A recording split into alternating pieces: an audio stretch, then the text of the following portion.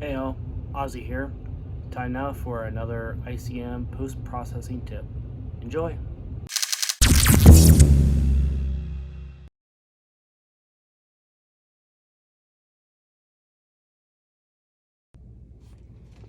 Hey all, welcome back. This is Ozzy. Today we are going to learn about masking in Photoshop. It's a really nice little technique to use. You can use it with creative post-processing, you can use it with single general post-processing. It's really sky's the limit. Right now what I have keyed up is for some creative post-processing techniques. As you can see, I already have 5 stacked photos, and I already have it set up where we have lines in each one, so that way it kind of matches up. What we're going to do is we're going to add some masking techniques to get rid of these lines.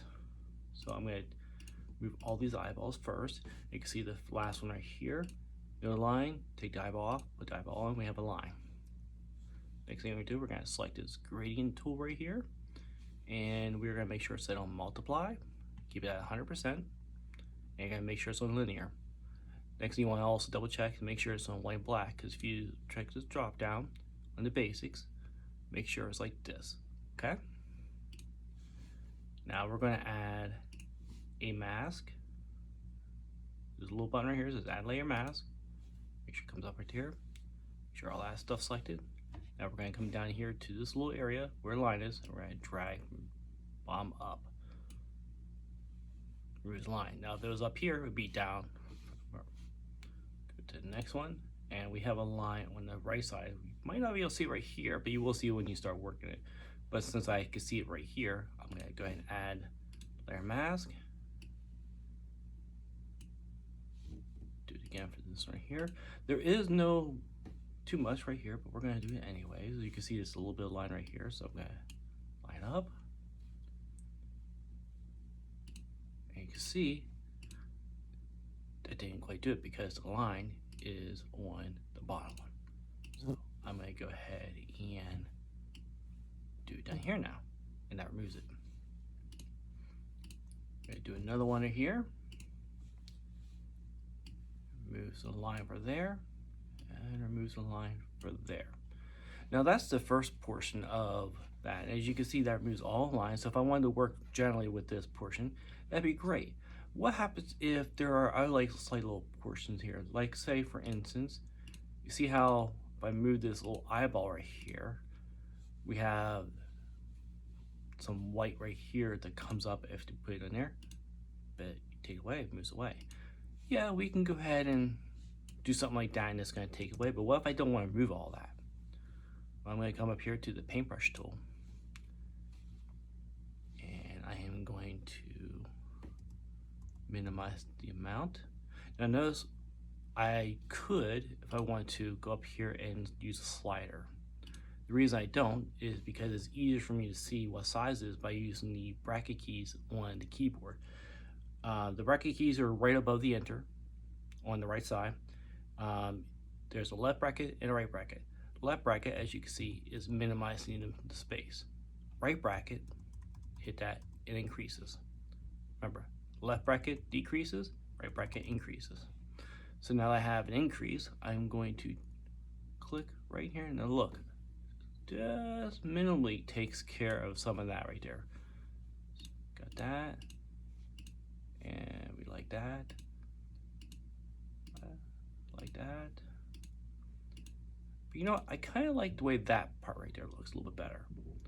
So I'm going to keep that by selecting the mask right here, and I'm going to look at that nice lines I just brought with that. And that is how you mask in Photoshop when it comes to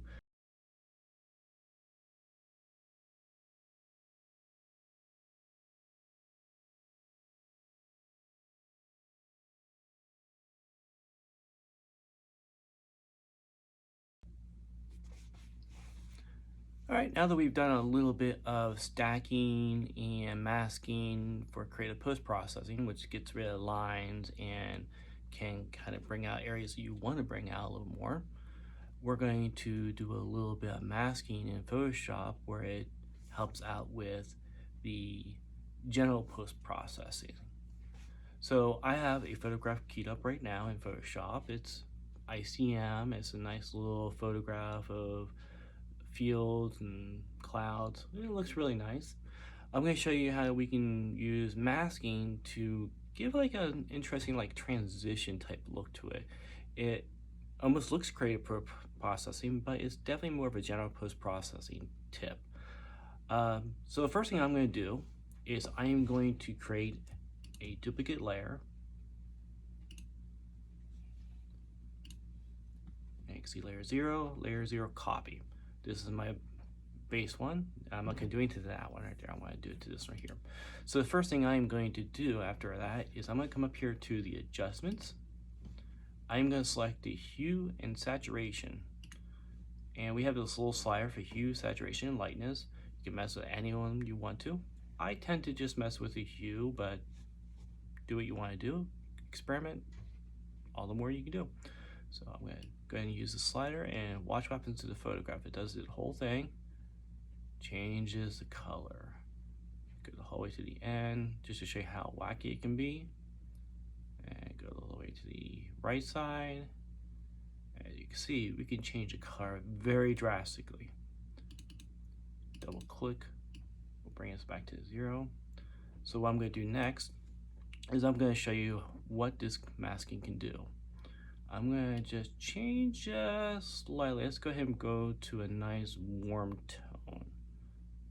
Yeah, I like that right there. Next thing I'm going to do is I'm going to do the masking. So I'm going to make sure that hue saturation is actually selected. I'm going to select the masking tool, select the linear gradient tool, make sure it's still on multiply and linear, and I'm going to, let's just pick a size, see what we like. I'm going to go from the right to the left, or yeah, to the right to the left, and then next I'm going to go to the left to the right, and I'll show you what it looks like for each one. So let's try that first. Go to the right and left, and we have a nice little transition. I'm going to hit Control Z or Command Z, depending if you're a PC or Mac. To remove that, I'm going to do to the left to the right. We get another transition. Control Z. The same way, down, up, and down and up. And you can see we have some nice transition. I'm going to kind of go with the right to the left. I'm going to bring it over a little bit further. And let's go bring it over further even more. Look at that.